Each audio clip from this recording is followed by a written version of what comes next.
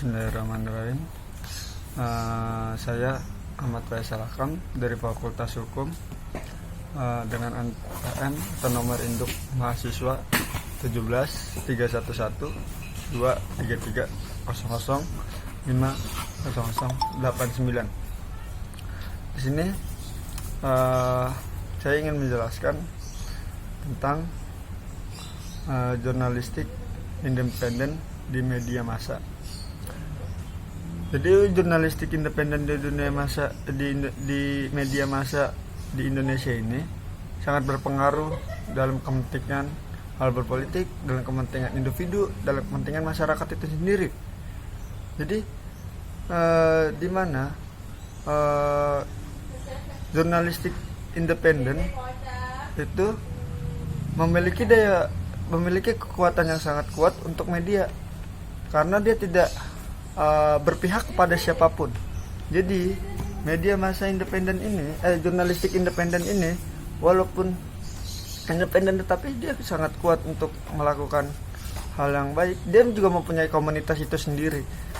Jadi jurnalistik independen itu tidak sembarang independen, tidak sembarangan sendiri asal sendiri. Dia juga mempunyai komunitas jurnalistik independen itu sendiri. Nah, sekarang kita memulai dari apa yang dimaksud dengan press ya. Press itu adalah lembaga sosial dan wahana komunikasi massa yang melaksanakan kegiatan jurnalistik, meliput, mencari, memperoleh, memiliki, menyimpan, mengolah, dan menyampaikan informasi baik dalam bentuk tulisan, suara, dan gambar, serta data dan grafik, maupun dalam bentuk lain dengan menggunakan media cetak, media elektronik, dan segala jenis uraian yang tersedia. Dasar hukum itu sendiri Press UU nomor 40 tahun 1999 pasal 1 ayat 1 tentang press. Nah, di situ sudah juga dijelaskan dalam undang-undang kita ya, media press. Jadi yang selanjutnya, apa yang dimaksud dengan media massa? Media massa sesungguhnya adalah media informasi yang bersikap netral di tengah masyarakat. Nah, di sini kan banyak media massa yang berpihak pada politik, yang berpihak pada negara sendiri, bukan untuk masyarakat, tetapi dia balik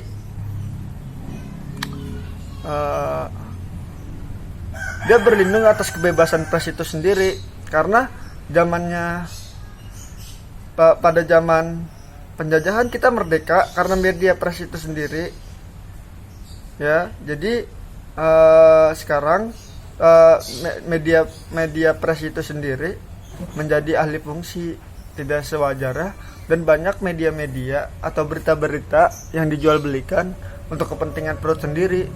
Mohon maaf, perut sendiri dimaksudnya di sini enggak. Jadi untuk perorangan, bukan mengabdi untuk masyarakat dan negaranya sendiri atas kebenaran dan kebijakan yang ada. Nah,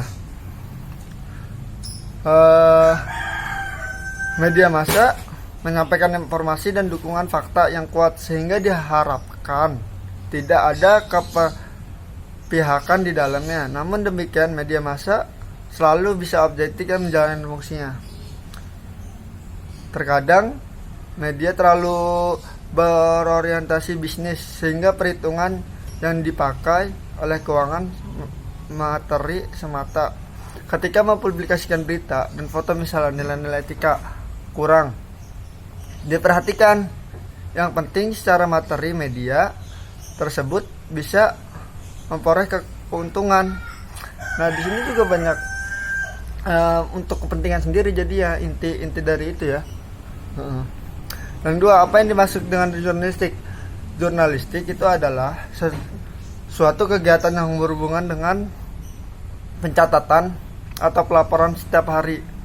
Jadi jurnalistik ini bukan press, bukan pula media massa.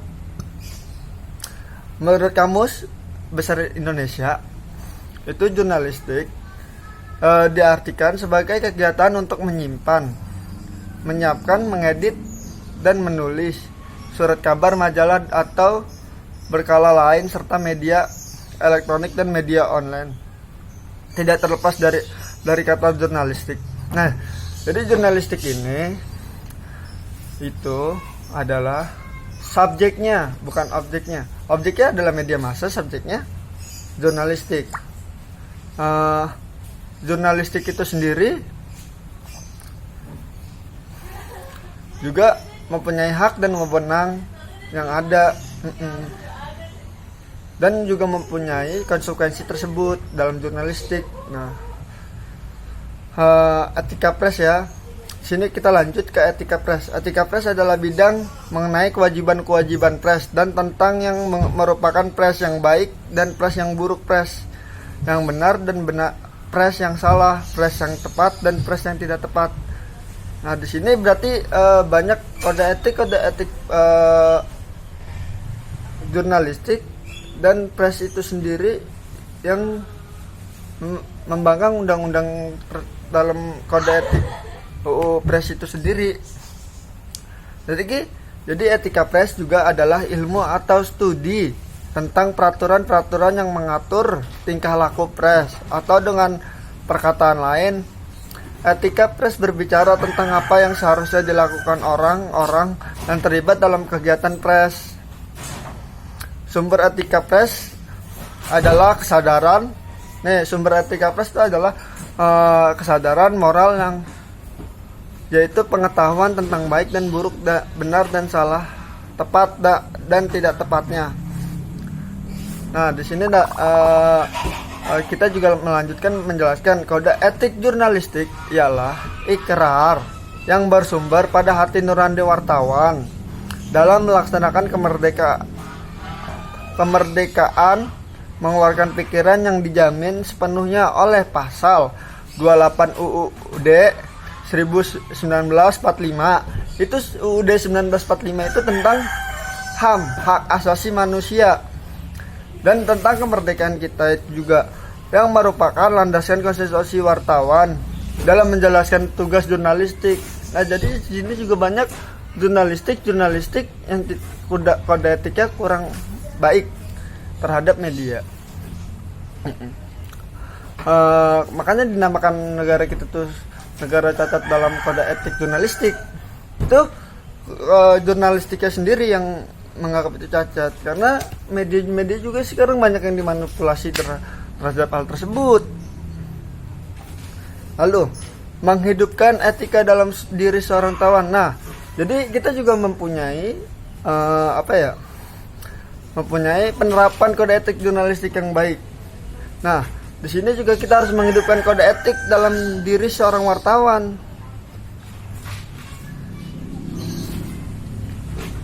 Nah, di sini kita menjelaskan secara etimologi, etika berasal dari bahasa kuno, Yunani kuno, yaitu etnos, yang dalam bentuk tunggal mempunyai banyak arti, yaitu tempat tinggal yang biasa, pada rumput, kandang habitat, kebiasaan adat, akhlak, watak, perasaan, sikap, dan cara berpikir. Selain itu, kita di sini juga menjelaskan etik itu sendiri ya. Selain itu, pengertian etik sebagai dikutip oleh Alex Sobur, antara lain sebagai etik adalah teori tentang perbuatan manusia yang ditimbang menuntut baik dan buruknya. Yang kedua, etik ialah ilmu pengetahuan yang tentang kesusilaan dan moral. Ketiga, etik ialah ilmu penyelidikan mana yang baik dan mana yang buruk dengan memperhatikan amal perbuatan manusia sejauhnya.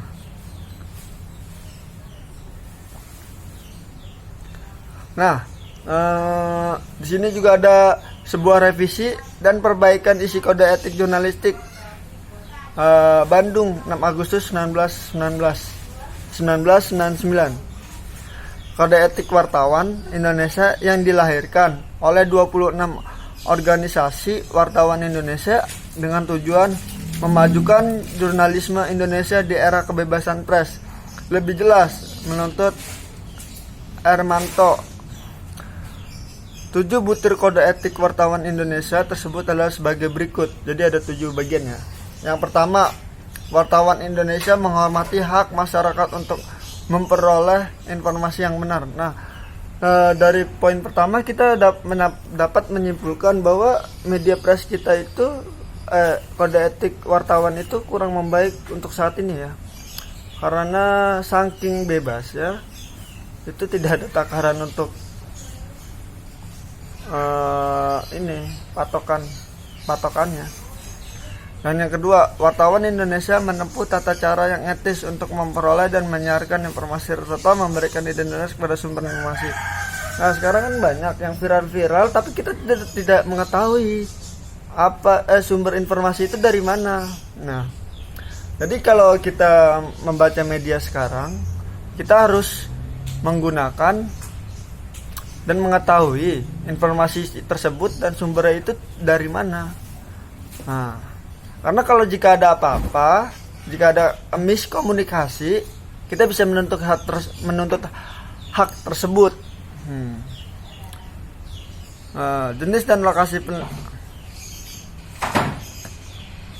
di sini juga ada sumber data. Kita juga tidak sembarang menerapkan kode etik dalam jurnalistik ya. Sumber data permian observasi adalah metode pengumpulan data dengan melihat objek yang diteliti secara langsung. Wawancara mendalam adalah proses memperoleh keterangan untuk tujuan meneliti dengan cara tanya jawab serta tatap muka ya kepada pihak wartawan, salah satu wartawan.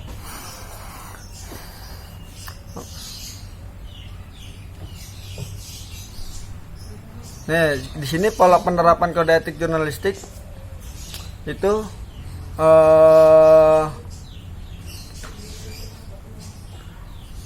profesionalisme salah satu ya.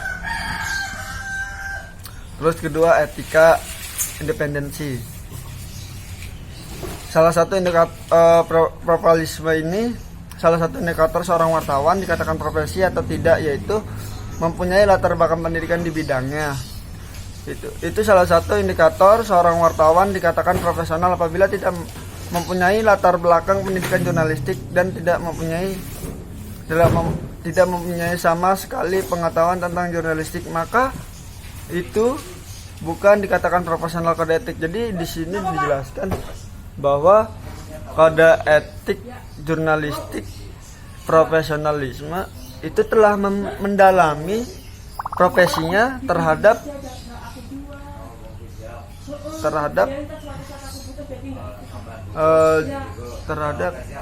pendidikan itu sendiri. Jadi profesional dikatakan profesionalisme ini itu harus mewadahi pendidikan juga. Tidak sembarang orang dikatakan profesionalisme itu. Banyak orang yang bekerja. Yang kedua, etika. Etika suatu yang bicara tentang aturan yang dibuat oleh organisasi yang bersangkutan untuk mengatur segala perilaku di bidang masing-masing. Ketika bicara tentang etika jurnalisme, maka bicara tentang apa yang seharusnya dan tidak seharusnya dilakukan oleh seorang wartawan. Jadi banyak seorang wartawan tidak mendalami profesinya, itu biasanya melanggar kode etik itu sendiri. Jadi yang ketiga, independensi. Nah, ini kita juga membahas kan kode etik jurnalistik independen yang sangat berpengaruh juga dalam media Indonesia kita. Independen adalah seorang jurnalistik yang diukur dan di dua indikator, yaitu netralis dan imparsialis. Jadi jurnalistik bisa dikatakan independen apabila mengandung indikator netral dan imparsialis. Nah, netral dan imparsialis di sini kita juga mengetahui kan, tidak memihak kepada siapapun ya. Jurnalis independen itu dia juga mempunyai kekuatan power yang sangat baik untuk media Indonesia kita. Yang ketiga, 9 elemen jurnalisme menurut Bill Koch. Nah, kita ngambil kesimpulan dalam sini. Yang satu, menyampaikan kebenaran. Kebenaran itu nomor satu dalam media informasi ya. Yang kedua, memegang kepercayaan publik. Nah, masyarakat di sini juga masyarakat Indonesia itu harus mendukung juga dalam media massa. Yang ketiga, Disiplin verifikasi. Disiplin verifikasi ini datanya, sumbernya. Nah, seperti itu. Yang keempat, independen. Independen itu tidak memihak siapapun, netral. Dan kelima, memantau kekuasaan menyambut lidah rakyat. Nah, di sini media massa berpengaruh untuk masyarakat, untuk mewakili suara rakyat itu sendiri. Nah, karena menjadi forum publik untuk umum ya, tidak ada yang diprivasi. Yang ketujuh, proporsionalan komprehensif. Yang ke-8, proporsional komprehensif. Yang ke-9, berhati nurani. Terima kasih atas penjelasan saya,